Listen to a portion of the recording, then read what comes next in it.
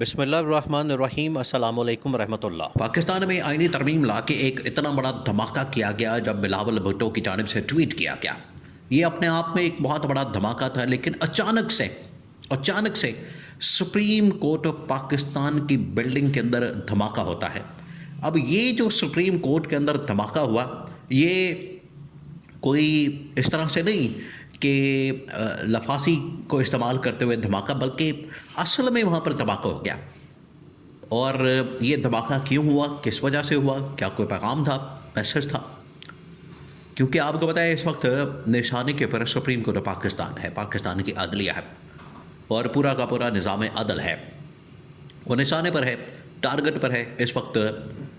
اور اس کے اندر جتنی تبدیلیاں ہو رہی ہیں، جو کچھ بھی کیا جا رہا ہے، وہ چاہے آئین کے اندر تبدیلی ہو، نظام کے اندر تبدیلی ہو، یا ججز کی پوسٹنگ ٹرانسفر ہو، ججز کو چینج کرنا ہو، انہیں ایک جگہ سے دوسری جگہ منتقل کرنا ہو، ان کے اختیارات ہوں، ان کی پاور ہو، ان کی اتھارٹی ہو، آئینی بینچ بنانے ہوں، آئینی عدالت، بلکہ اب تو آئینی عدالت بنانے کی بات کی جا رہی ہے۔ یہ جو اہم ترین نقطہ ہے، اس کو بھی آپ نے سمجھنا ہے کہ یہ کیا سین کریٹ کرے گا۔ آپ ذرا اندازہ کریں، ابھی ان کو پتہ نہیں چل رہا۔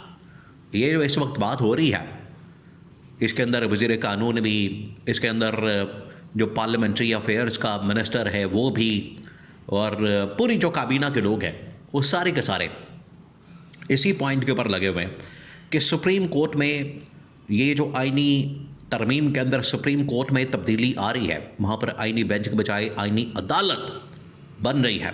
اس میں کون آئے گا، کیسے آئے گا، کیا ہوگا، کس کے کیا اختیارات ہوں گے، کس کے پاس کیا پاور ہوگی، اتھارٹی ہوگی، یہ تمام چیز۔ پہلے تو آپ اس بات کو سمجھیں کہ سپریم کورٹ آف پاکستان کے اندر دھماکہ، وہاں پر اصل میں ایک دھماکہ اس قسم کا، سلنڈر کا یا کوئی اور چیز، کسی کے بارے میں ابھی کچھ کنفرم نہیں کہا جا سکتا۔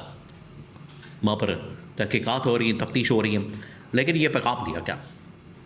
وہاں پر آپ کو پتہ ہے کہ نہ صرف اس حوالے سے عمران خان کے متعلق بہت ساری پٹیشنز سپریم کورٹ کے اندر دائر کی گئی، سپریم کورٹ کے اندر ڈالی گئی، سپریم کورٹ کے اندر آئی، ان کے پر سماعت ہوئی، جس میں جو اس وقت مخصوص نشستوں کے معاملے سے لے کر 26ویں آئینی ترمیم کے خاتمے تک کی کیسز کی سماعت ہو رہی ہے۔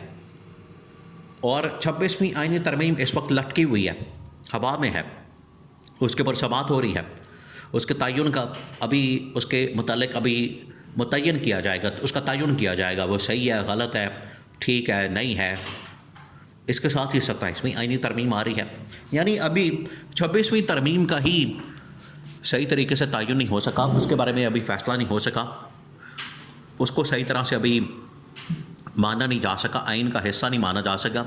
ایسے میں 27ویں آئینی ترمیم کی بات ہو رہی، اگر پیچھے سے آپ ذرا امیجن کریں کہ صورتحال کیا بنے، اس طرح کا معاملہ بھی ہو سکتا ہے، یہ سیناریو بھی بن سکتا ہے کہ اگر 26ویں آئینی ترمیم کو اڑا دیا جاتا ہے، اس کے خلاف فیصلہ آ جاتا ہے، ترمیم فارغ ہو جاتی ہے، ترمیم اڑ جاتی ہے، تو اس کے بعد 27ویں آئینی ترمیم کا کیا وجود رہے گا؟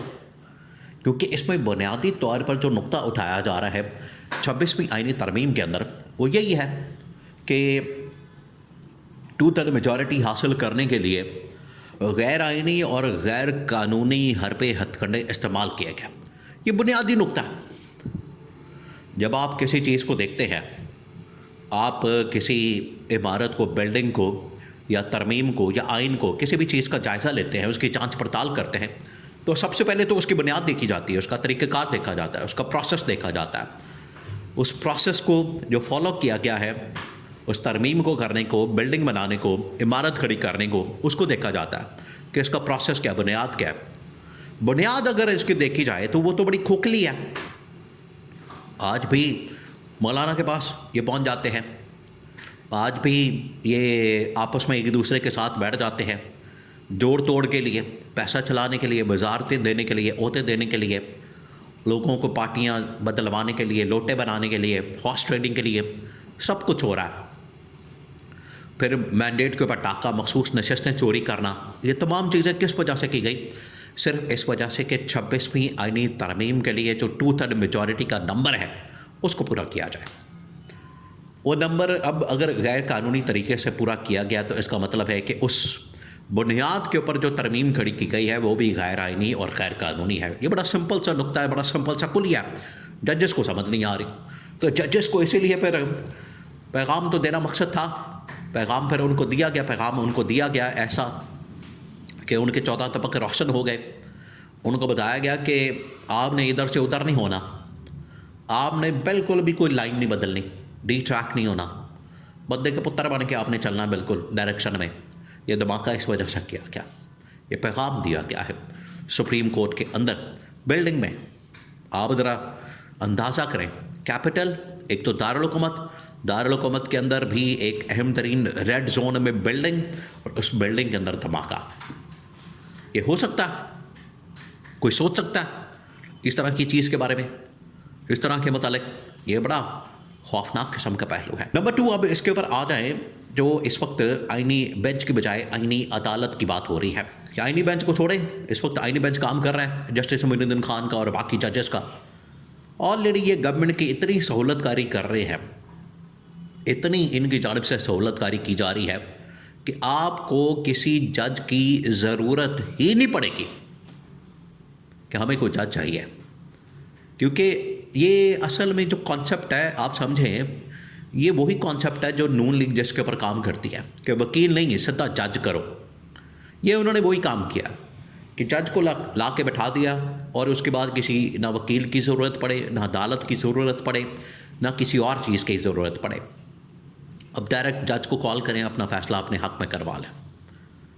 تو اب آئینی بینچ کی بجائے پوری آئینی عدالت ہی کھڑی کی جا رہی ہے تاکہ مسئلہ ہی ادھر ادھر نہ ہو سکے, معاملہ ہی کچھ اور, معاملہ ادھر ادھر نہ نکلے, کچھ اور نہ نکلے. ڈائریکٹ جو رزلٹ ہے وہ گورنمنٹ کے حق میں آ جائے اور گورنمنٹ اس کے اوپر آرام سے بیٹھ کے اپنا فیصلہ کروا لے. یہ اب ہو رہا ہے. تو پوری کی پوری آئینی عدالت ہی کھڑی کی جا رہی ہے. اور یہ جو موجودہ اس وقت عدلیہ ہے, موجودہ جو اس وقت ججز ہیں, اب ان کے اوپر ڈپینڈ کرتا ہے جو 4-5 بڑے ججز ہیں, جس میں جسٹس منیب اختر, جسٹس اطہر من اللہ, جسٹس منصور علی شاہ, جسٹس عائشہ ملک. یہ جو 4-5 بڑے ججز ہیں, اب ان کے اوپر ڈپینڈ کرتا ہے کہ یہ کھڑے ہو جائیں, ڈٹ جائیں, آئین اور قانون کی حکمرانی, بالادستی, عدلیہ کی آزادی کی خاطر. یا تو باہر آ جائیں استعفیٰ دے کے, یا اندر ہی کم از کم اس کے خلاف اعلان بغاوت کرتے ہیں. تب اس صورت میں عدلیہ کو بچایا جا سکتا ہے, عدلیہ کی آزادی کو بچایا جا سکتا ہے. ورنہ عدلیہ کی آزادی, عدلیہ کی وقار توقیر, عدلیہ کی عزت احترام, تمام چیزیں, پورا ڈھانچہ ہی, پورا نظام ہی جب کنٹرول میں آ جائے گا, کہاں کی عزت, کہاں کا احترام, کہاں کی ان کی توہین عدالت اور یہ باقی تمام چیزیں, پھر تو آپ بھول جائیں.